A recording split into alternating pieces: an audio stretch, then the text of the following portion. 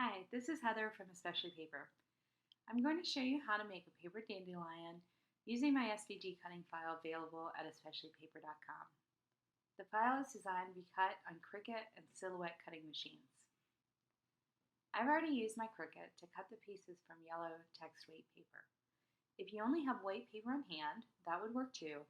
You'll just need to do a little more coloring. I'm using alcohol markers to color the leaves and the sepals. I really like the alcohol markers because they don't damage the paper the way that water-based markers can if you use a lot of ink. These also blend really nicely and you can layer the colors. I start with the plum color for the tips of the sepals and bracts. If you look at a color wheel, this plum is a split complementary color of green.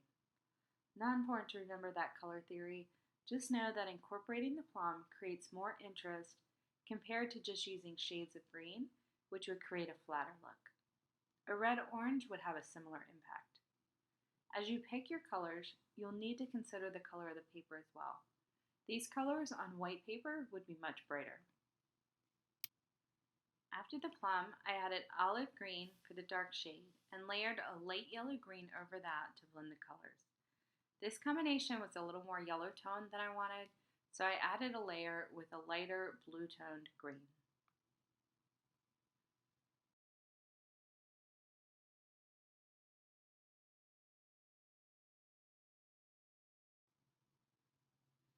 I followed the same color sequence for the leaves, using the plum for the vein in the center of the leaf.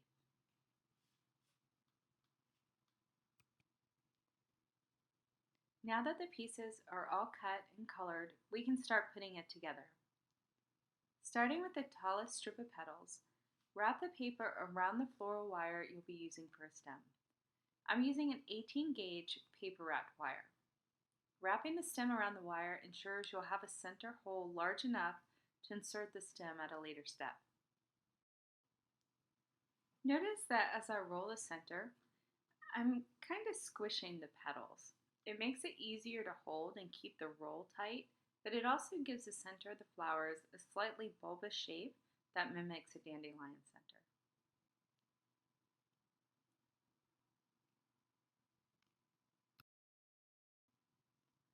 The second strip is the petals with the stamens. This strip has a narrow band. Align it at the top of the bottom band. As you roll, you can let the strip slide up to form an inverted cone shape. This approach helps hide the bottom of the roll in the finished flower, but no big deal if you roll them on straight.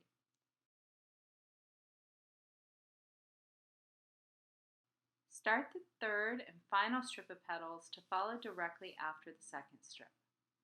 Continue to allow that inverted cone to form. Again, not a big deal if that doesn't work for you. You can roll it on straight.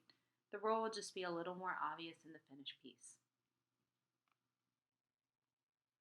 Now that the roll is completed, spread a thin layer of glue on the bottom ridge of the last two strips to hold everything in place.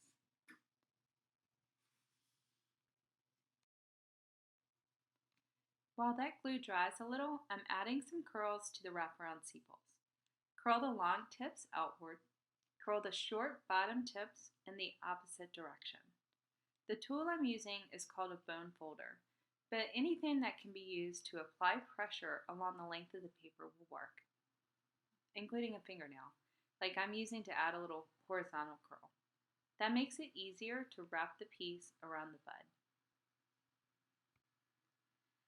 Add a bead of hot glue to the bottom of the roll and insert the floral wire. You can also use craft glue, you'll just need a little more time for drying.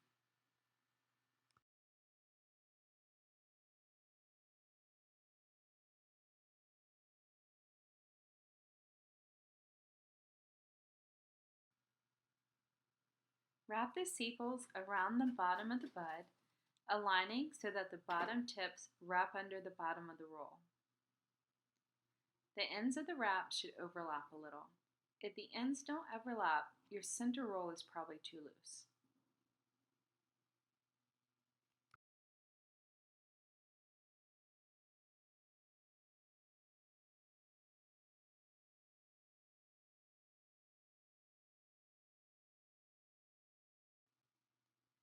I've already layered and glued 2 of the bracked pieces together. Add some curl to those tips, curling up at the bottom and then curl the very tips out.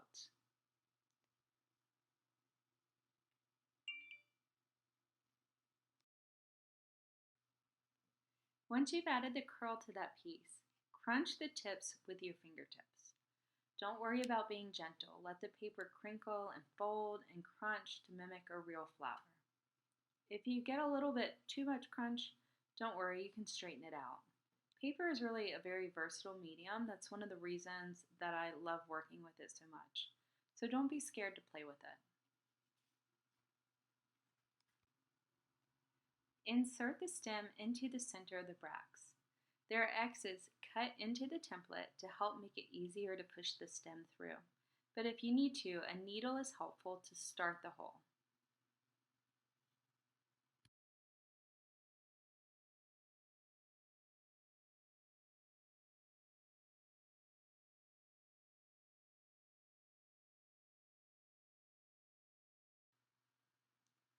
I love this part. It's time to bloom the flower. Use your fingertips to spread out the petals. Fold the petals on the edge down and leave the very center clumped together.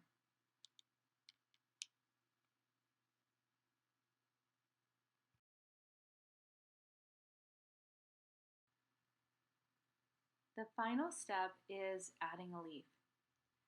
Fold the leaf on the score line and then add some curl to the tip of the leaf and along the serrated edge.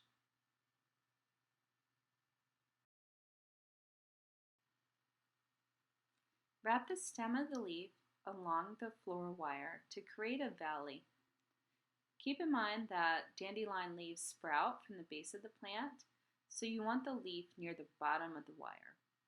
Add some glue in that valley you've created and then lay the wire along it.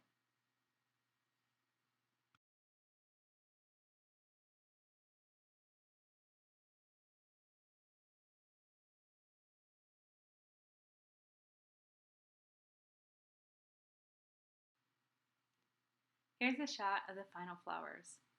You can find the SVG cutting file at especiallypaper.com.